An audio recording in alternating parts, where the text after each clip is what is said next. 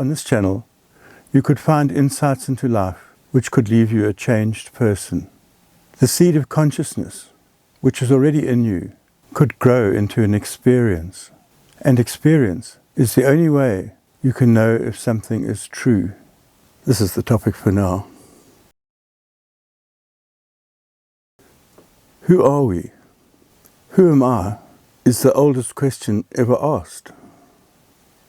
To get an answer, one has to start with first getting a concept. The who am I is actually an experience and not an intellectual concept. But we have to start where we are. Our present experience out here is what our senses tell us is going on. We see things around us, we hear things around us, we touch things around us, we feel them, and that is what we experience as me experiencing. But they're just what the senses are giving to the brain. If you experience an artificial reality machine, then those experiences can be just created. The senses can be stimulated in whatever way to create whatever experience. That's our outermost experience of who we are, and it has no reality. It's just sensations interpreted. We get a little closer to who we are, and we have thoughts about those things we've seen, or thoughts about what we're feeling, how we view life, if we're happy or unhappy, or desiring things, or wishing things would go away. And we see that as our self-experiencing.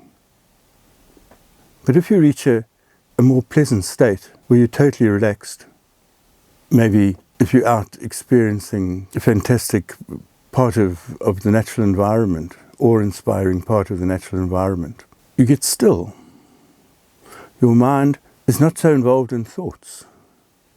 If you sit in meditation, or somehow manage to still your mind, so there are no thoughts, there is just the thought of me, your most fundamental, unmodified thought. And that's as far as most people ever go in discovering who they are. Because they don't have the key to move on to the next section, which is consciousness. Concepts, intellectual concepts, however fantastic and detailed and mind-blowing they are just concepts. And concepts can be changed. You can be influenced by anybody or anything, and your concept can be changed. You can be influenced by the media. You can be influenced by your friends. You can be influenced by drugs, and your concept will change. It's not you. You is much more than that. But that still space, that me that hasn't been modified by other thoughts, is the entry point to the real you, to the conscious, aware you. If you can hold your attention at that point inside your head, where your thinking goes on, if you can hold your attention there and just feel yourself inside there, if you do it, you'll feel your real self at that stage anyhow.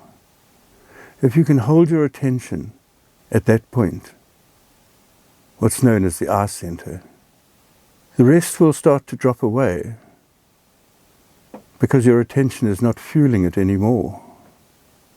And as your attention settles at that point, consciousness begins to open. Now, it's not really possible to explain consciousness because it is beyond mind, but it's not beyond your experience. And as your attention is like a conscious sensor, it can experience things right on the outside or right on the inside. It depends where your attention is, what you experience.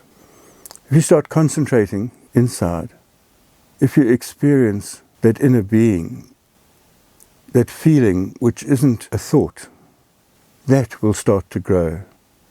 And that is really consciousness at its infancy. Consciousness will grow the more you concentrate on it, the more attention you pay to it. Soon you'll experience longer and longer periods of conscious, aware attention.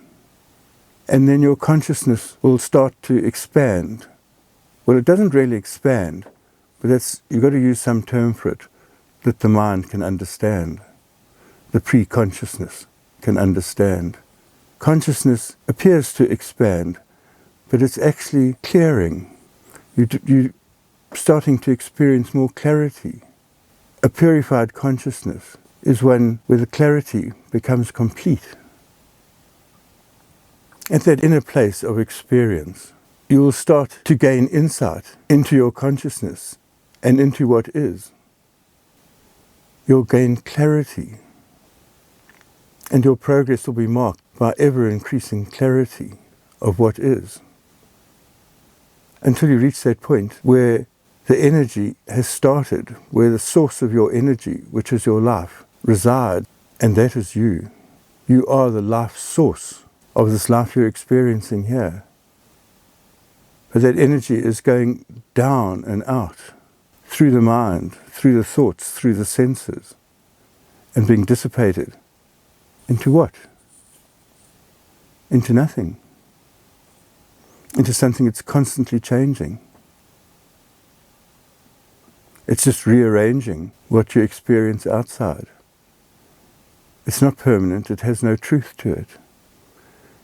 If you can lift your attention to the source of your energy, you have found your real self. And there you will find bliss.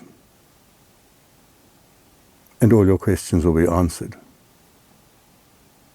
But of course, all this is just a concept. You have to put in the practice. At the moment, your attention is in mind, and mind works on concepts at the very best, and sensations at its lowest point. But once you have a concept of what the real thing is, what the real you is, when you've had a mental picture of it, it will start to grow. Your attention will start to rise naturally. And without too much effort on your part, confirmation of your journey will come in. Your clarity will grow. You'll move from mind to consciousness. And in time, experience your real self.